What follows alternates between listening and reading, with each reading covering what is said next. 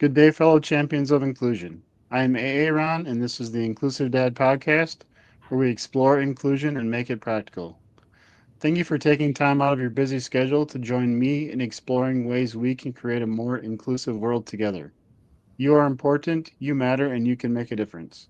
Today, my guest is Joshua Dvorkin. Welcome to the show. Hey, thank you so much, Aaron. Uh-huh. You're Nice welcome. to be here.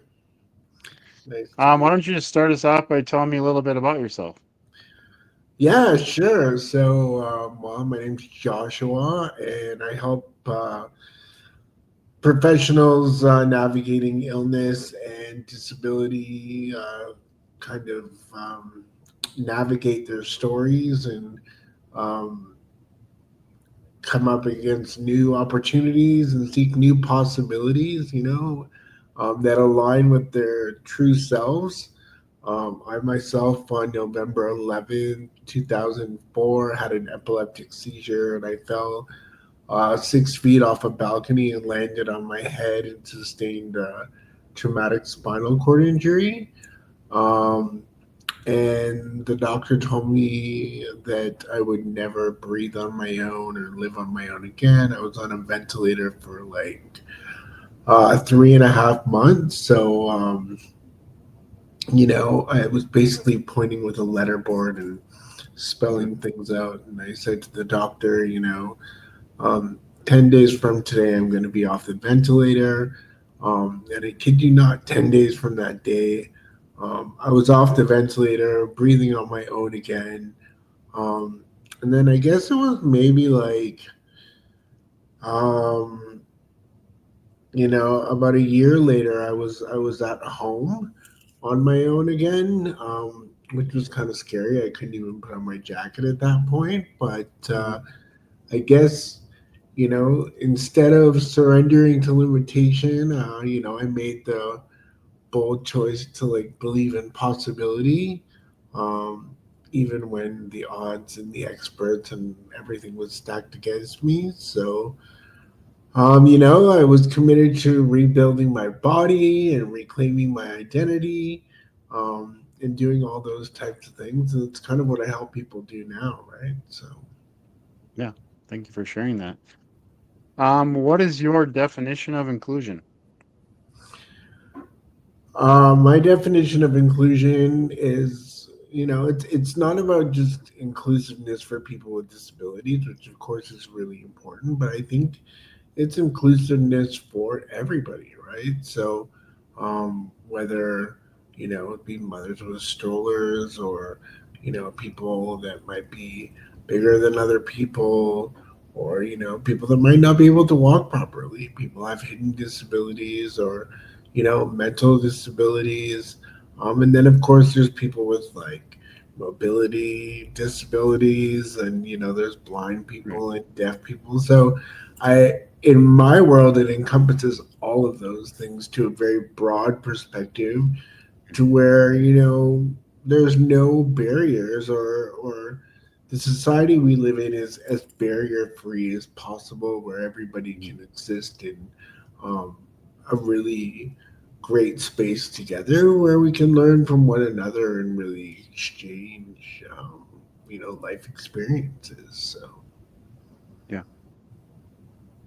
Yeah, I love that definition for sure.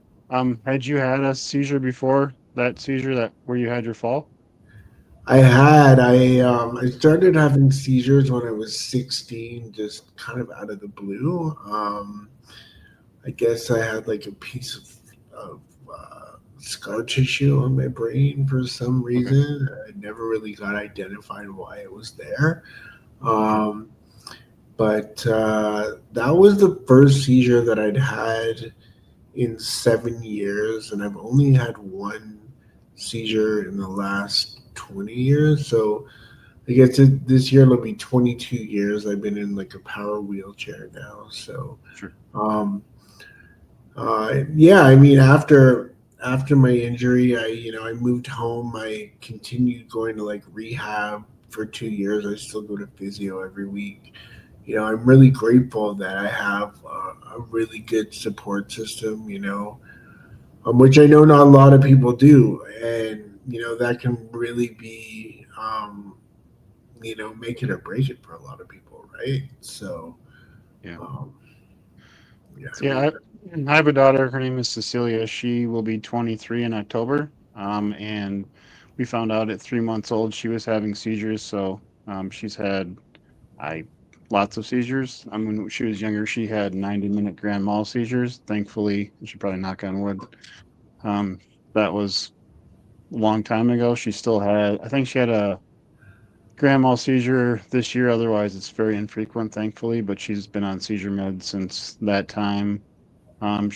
She's used a wheelchair since she was young, so we never had the, she was standing and drop seizures or falling over kind of thing. So, but yeah, I'm very familiar with seizures. So,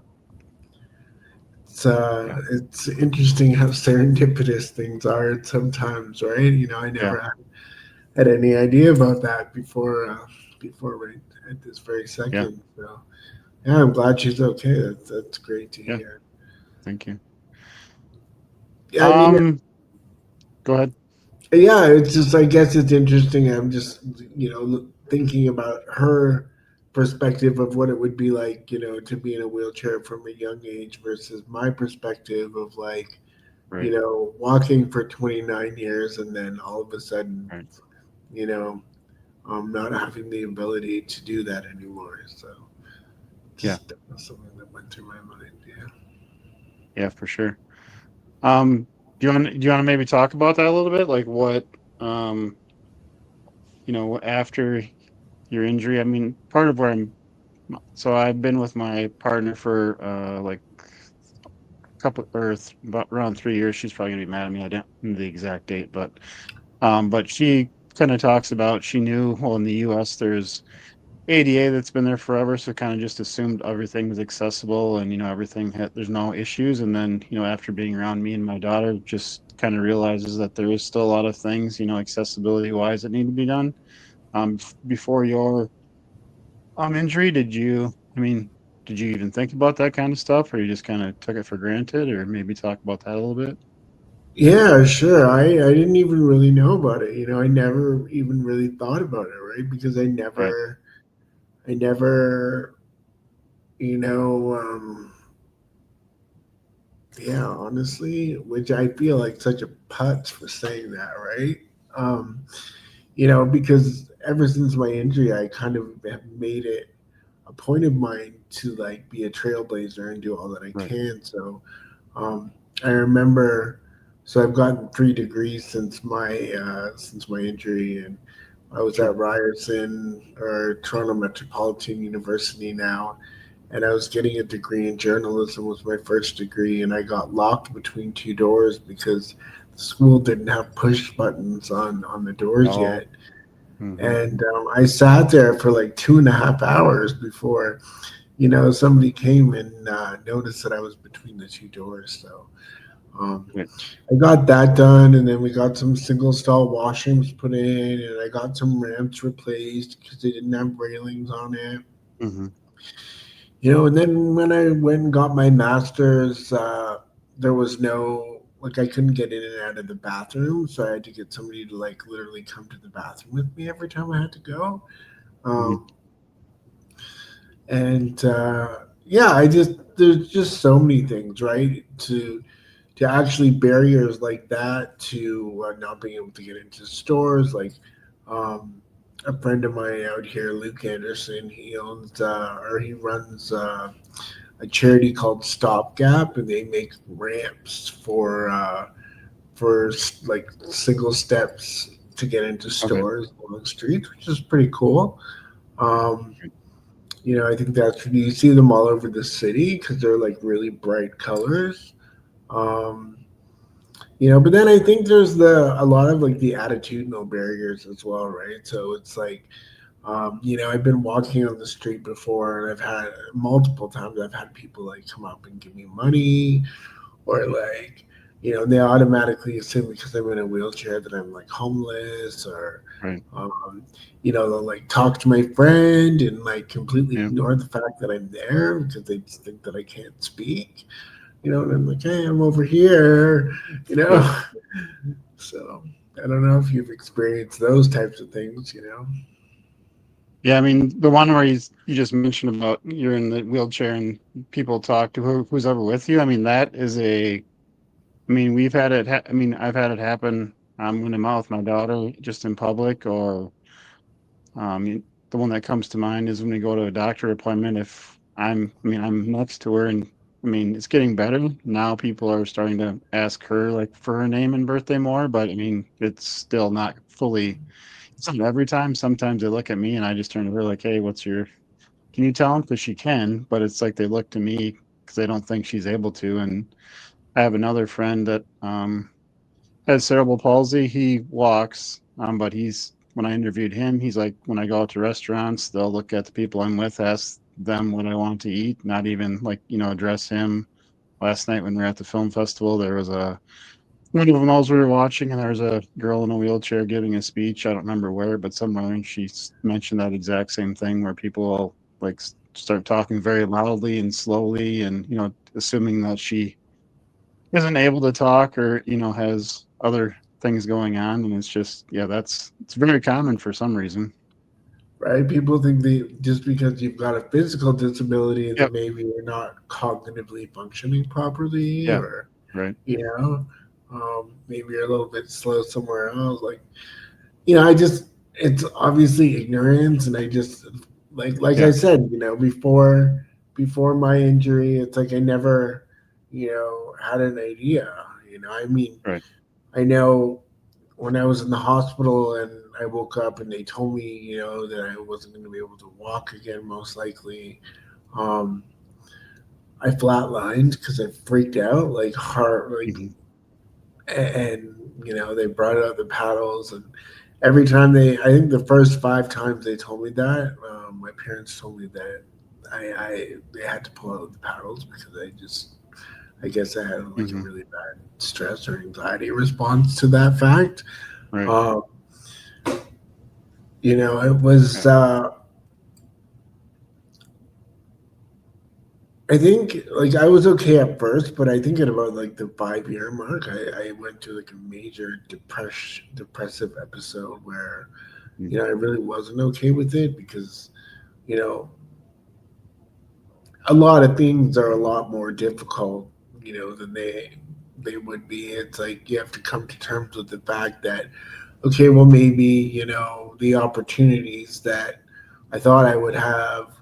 Um, I've got to find other opportunities that are kind of Right. aligned with my values just as much, but are maybe a little bit different than, the things that I wanted to do in the beginning, right? So, Yeah, for sure. but that's fine. Like, I think that I've accomplished more since my accident, actually, and I've done things that are more aligned with who I am as a person. And they've allowed me to fall into place a little bit more. Um, and who knows what would have happened if I didn't have my accident, right? Like people ask me, would you go back? And I'm like, probably not. A lot of people find that really bizarre, Hmm.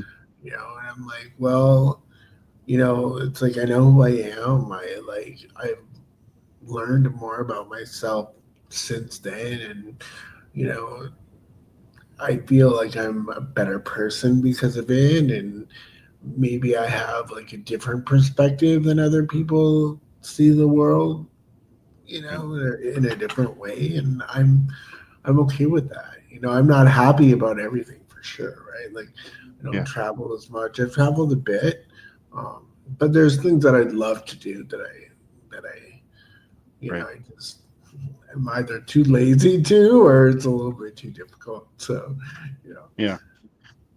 I mean, that makes a lot of sense to me. A couple things. Like I don't ever recall hearing the word disability, knowing anybody with a disability before my daughter was born. So I mean, I just I just wasn't around it and just wasn't exposed to it. So just it was I kind of feel like I was kind of in the same boat, and I didn't pay any attention to the stuff either. But then now that my daughter's in a wheelchair, and it's very really go for a walk in a part of the city where you haven't gone for a walk before, get to the end of the block and there's no curb cuts. Like it's a real thing now. What do? We got to backtrack, go find a way to get across. So I mean, these things that we come up with because that's my life now that I didn't have that experience. So you just learn and adapt for sure. But yeah, it's interesting. I mean, like talking about would he go back and change stuff? But it's like if I mean, I wouldn't change. I would like to take away the stuff for my daughter where it's the 90-minute seizures and things like that, or make society that so it is accessible. But like as far as I mean, if you go back and change all that stuff, like what would your life be? You don't know what it would be like. It could be it could be worse. Could you don't know? So it's kind of, I mean, it's an interesting thought process for sure. Yeah, who knows? Like, yeah, I could be dead. You know what I mean? You Yeah, never right, know, right? right, Um, I just, yeah, there's some things, that I definitely would do without. I would do without, like, I have like massive chronic pain. I would do without that. right. I have like lots of neuropathy and lots of like nerve damage. And I would do without that. I had to have like a second spine surgery in 2023 because I had, like, I broke my neck really high up. And, I'm lucky I still have like hand function and stuff. I'm not supposed to have that. So, Okay. um, knock on wood, like you said earlier. Yeah, Um, you know, um, so really, I just try to like be very grounded, and I try to like teach my clients things that I try to practice myself. I sure. try to wake up in the morning and I try to pick things that I'm grateful for because I feel like if I'm in a state of gratitude, it gives me, or, it allows me to have a much better attitude and give off um, better vibrations to the world, I guess, and allows me to show up in a way that I like to show up, right? I like to, you know, be there for people, and people don't, I don't know if they don't, people are like, oh my God, I don't know, like, how you show up for people. Like, how can you show up for Hmm. yourself? You know what I mean?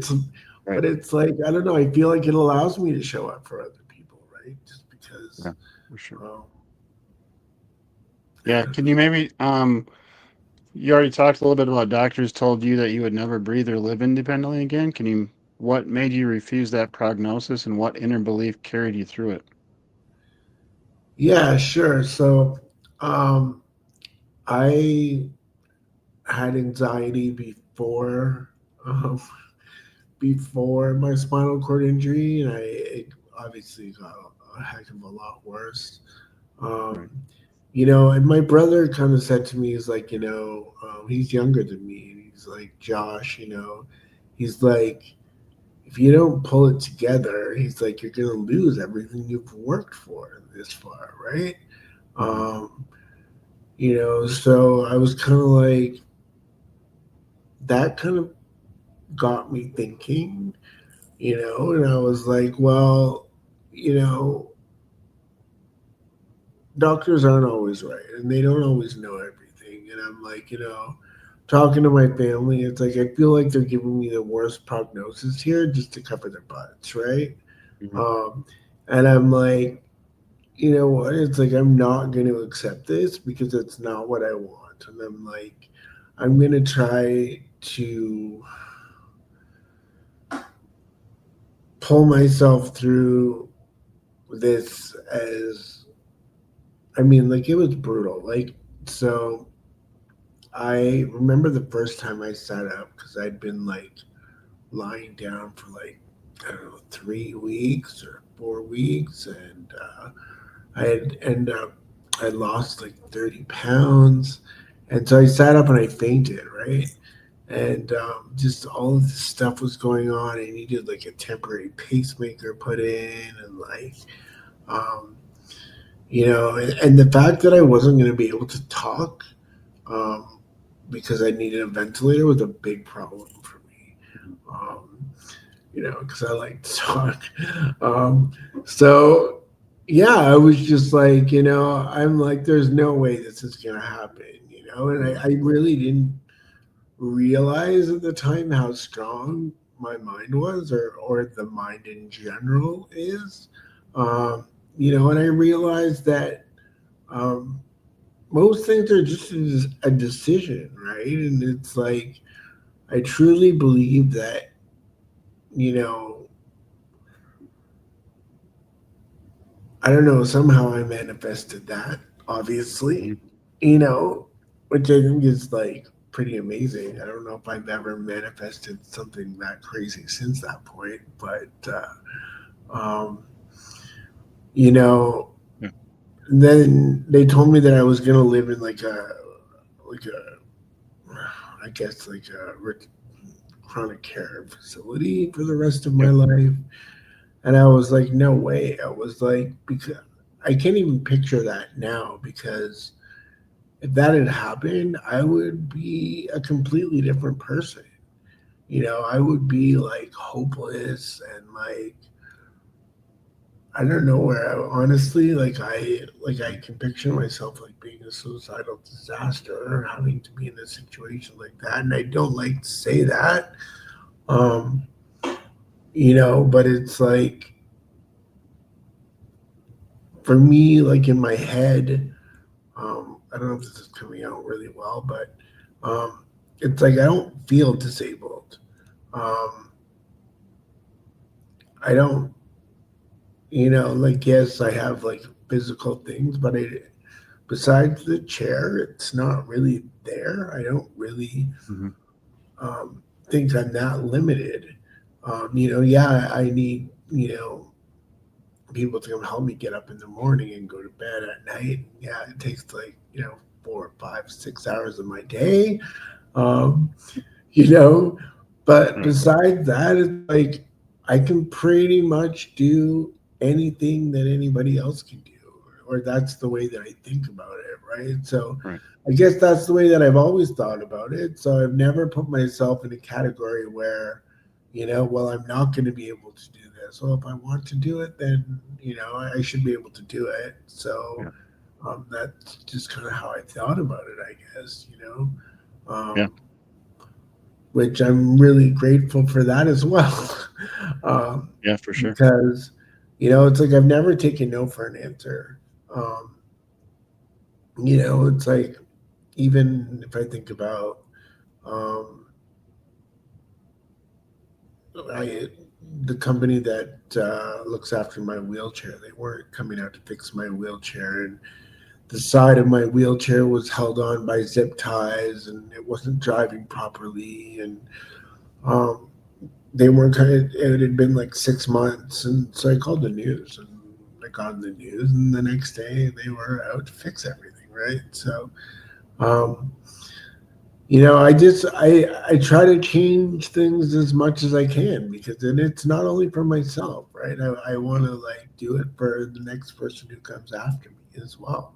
Maybe Yeah. um, you know I can make a difference, and that's why I really wanted to niche down my therapy practice to try to help people who had, come in contact with chronic illness or injury or things like that, and help them, really rediscover who they are, and, you know, um, really change that much.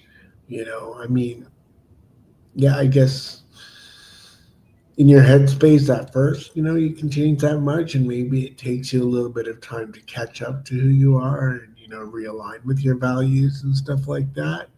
Um, but yeah, I think there's like still so much life left to live that I want to help people um, do that part as quickly as possible. You know what I mean? So Yeah. For sure. Do you want to talk about how your lived experience of disability and recovery influenced the way you approach psychotherapy and coaching? yeah, absolutely.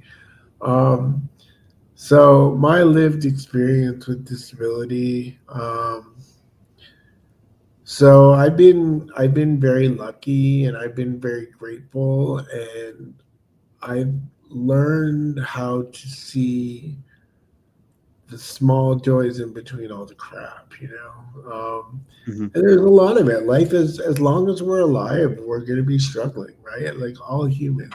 That's just the way it works, right? And I think the sooner that we come to realize that, um,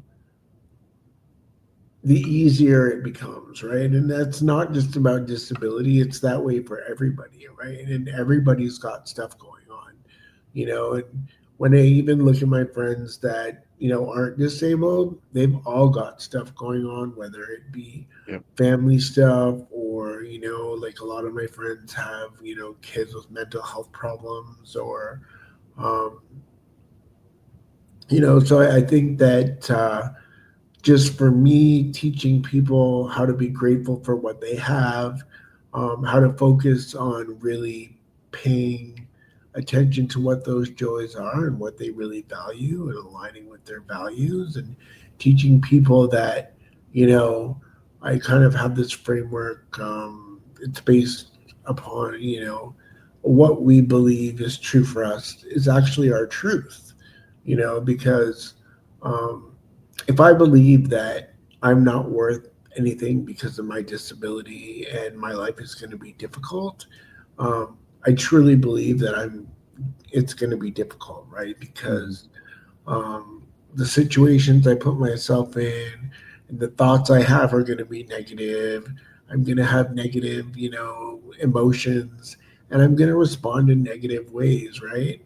But Right. if I can shift that a little bit and I can learn from my situation and kind of see those joys and then elicit, you know, and positive behaviors and feel good, then, you know, I can react in positive ways and shift things in my life and, create more meaningful connections with people, um, you know, instead of being isolated by myself. And, you know, there's just, um, I try to bring those types of notions, um, sorry, um, you know, into people's existence, um, you know, and teach them things like how important, you know, diet, meditation, sleep, and just self care, um, you know, so, Yeah, um, that's great.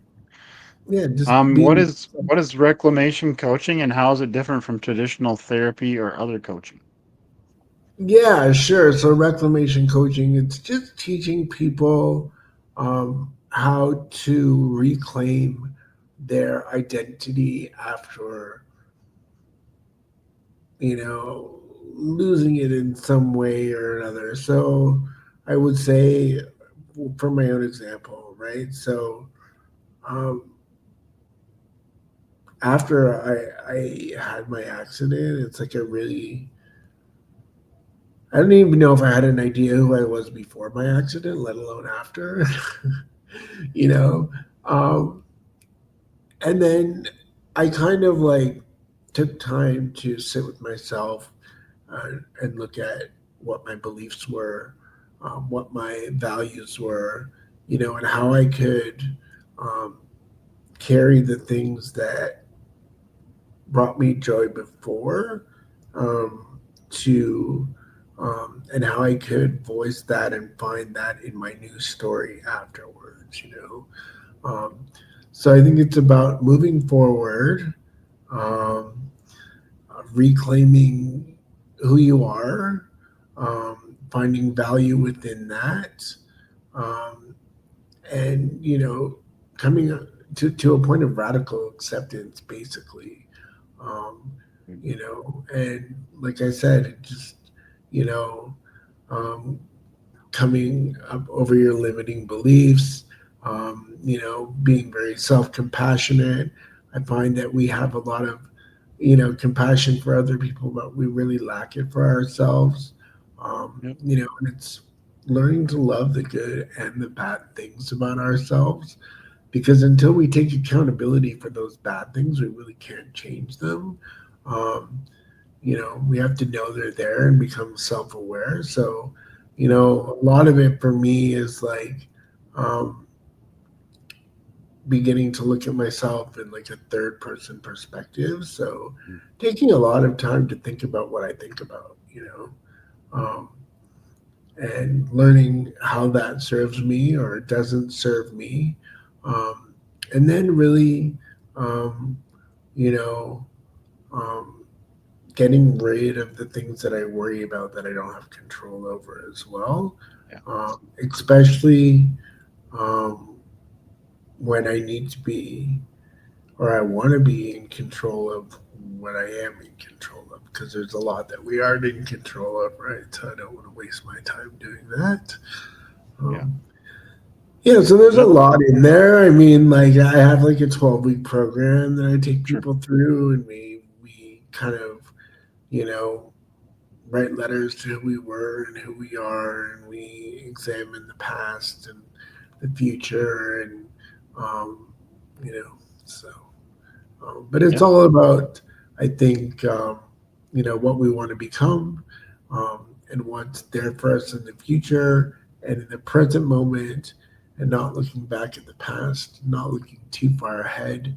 Because in my mind, if I stay right here, right now, usually right here, everything is okay, you know? for sure. So, yeah, Yeah, that's great. Thank you for sharing that. no problem. What is one tip that you can share to help the listeners be more inclusive today? So just something anybody can start doing right now to be more inclusive. Yeah, absolutely. I think for me, I think a lot of people group all visual, like when you see somebody and that you can tell they're disabled, I feel like people, group everybody into one category, and I it's totally not like that. Um, you know, one person is just as different from the other person as you are from somebody else, and everybody's unique, right? And I think that Yep. is such an important thing to keep in mind because everybody has their strengths and everybody has their weaknesses. And I think that people really need to be valued for who they are and not looked down upon for what they aren't. Um, and I think, doing something like employing a person with a disability really actually, enriches your workspace and work environment because you're getting a whole new innovative set of ideas that you probably wouldn't have had before because that perspective probably didn't exist in your environment. So, yeah, it's just nice to take the time to hear um, from somebody who has a different perspective than you do. That's great. Do you want to, where's the best place for everybody to connect with you? You can connect with me on Instagram at um, headway.mental.health, or you can email me directly at joshua at headwaymentalhealth.com.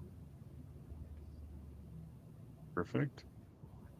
That works out. I will make sure I put that stuff in the show notes. Are you ready for the last question? I am. Do you like spam lunch meat? Yes or no? Not really, but Not really. That's fine. I live near Austin, Minnesota, where they make spam and where the spam museum's located. So I've been asking all my guests just kind of a fun question to see what the answers are. you Sometimes it's really strong yes or no, so it's kind of interesting. well, people get grossed out by like those Vienna sausages that are in a can. Yeah, I know of them. I'm not sure I've ever had them though. Yeah, like I've had them before, so I'm assuming that they're somewhat like spam because spam's like eating Probably. the canned meat, right? So Yeah. it's not like the most disgusting thing I've ever had, But when I think of meat in a can, it kind of like, Yeah. I don't. I think it's probably full of like all kinds of nasty preservatives and can't be too good for you. But Yeah. I'd love to go to the museum. I think that'd be really interesting. So I'm Yeah, always up. it's really fun. I mean, I've been there a couple times. It's very a lot of history stuff, a lot of interactive things, so it's pretty fun and the town of Austin has around 25,000 people and it brings in like 100,000 people a year to the museum, so it's pretty cool. I might be coming to Texas or to Dallas. Um, so who knows? Maybe I'll go check it out. Yeah. Well, we're in Minnesota, not Austin, Texas. It's Austin, Minnesota. Austin, Minnesota. I can't. The less famous of the Austins. All right.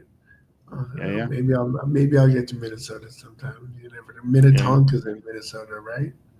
Yep, Yeah. it Okay. is. Awesome. Well, thank you so much for being on the show today. Yeah. Thank you so much for having me. Actually, it was a real pleasure to talk to you today. I really enjoyed my time here. So, yeah. Yeah, Thank you. I thank think you. we talked about a lot of great, important things. And, Yeah. yeah. Pleasure. To those listening, thank you for allowing me to be part of your journey. It is truly an honor. Please join the podcast newsletter by clicking on the link in the episode description to keep up with the latest episodes. Together, we can make the world more inclusive. Until next time, stay empowered and be a champion for inclusion.